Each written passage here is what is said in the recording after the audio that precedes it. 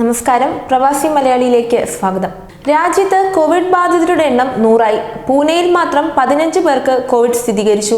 മഹാരാഷ്ട്രയിൽ രോഗബാധിതരുടെ എണ്ണം 19-ൽ നിന്ന് 31ആയി വർദ്ധിച്ചു.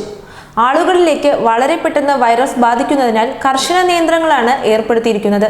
കോവിഡ്-19നെ കേന്ദ്ര സർക്കാർ ദുരന്തമായി പ്രഖ്യാപിച്ചെങ്കിലും പിന്നീട് ഉത്തരവ് തിരുത്തിയിരുന്നു. സംസ്ഥാനത്ത് കോവിഡ് പ്രതിരോധത്തിനായി ഇന്നു മുതൽ കർശന പരിശോധന നടത്തും. വിമാനത്താവളങ്ങളിൽ SP-മാരുടെ നേതൃത്വത്തിൽ പരിശോധന നടക്കും. കാസർഗോഡ് മുതൽ തിരുവനന്തപുരം വരെ 24 പോയിന്റുകളിൽ DYSP-മാരുടെ നേതൃത്വത്തിൽ മുഴുവൻ വാഹനങ്ങളും പരിശോധിക്കും. സംസ്ഥാനത്തേക്ക് എത്തുന്ന ട്രെയിനുകളിൽ ഓരോ കോച്ചും പ്രത്യേക പരിശോധന നടത്തും. അതിർത്തികളിലും ഇന്നു മുതൽ പരിശോധന ശക്തമാക്കും. ഇതര സംസ്ഥാന തൊഴിലാളികളുടെ ക്യാമ്പുകളിലും പ്രത്യേക പരിശോധനയുണ്ടാകും. വീടുകളിലടക്കം നിരീക്ഷണത്തിൽ കഴിയുന്നവർക്ക് ഭക്ഷണവും മരുന്നും ഉൾപ്പെടെ ഉറപ്പാക്കാനുള്ള ശ്രമങ്ങളും സജീവമായി നടത്തുന്നുണ്ട്.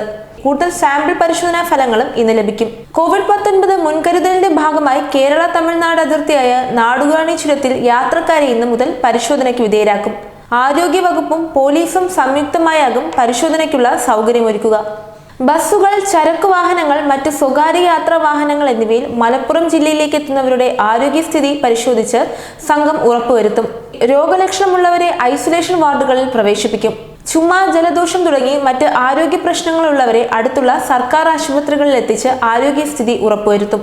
കോവിഡ്-19 ആശങ്ക അവസാനിക്കുന്നതുവരെ സംസ്ഥാന അതിർത്തിയിൽ പരിശോധന തുടരാനാണ് ആരോഗ്യ വകുപ്പിനും പോലീസിനും ജില്ലാ ഭരണകൂടം നിർദ്ദേശം നൽകിയിരിക്കുന്നത്.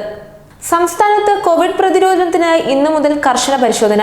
വിമാനത്താവളങ്ങളിൽ SP-മാരുടെ നേതൃത്വത്തിൽ പരിശോധന നടക്കും. കാസർഗോഡ് മുതൽ തിരുവനന്തപുരം വരെ 24 പോയിന്റുകളിൽ DYSP-മാരുടെ നേതൃത്വത്തിൽ മുഴുവൻ വാഹനങ്ങളും പരിശോധിക്കും. സംസ്ഥാനത്തേക്ക് എത്തുന്ന ട്രെയിനുകളിൽ ഓരോ കോച്ചിലും പ്രത്യേക സംഘം കർശന പരിശോധന നടത്തും.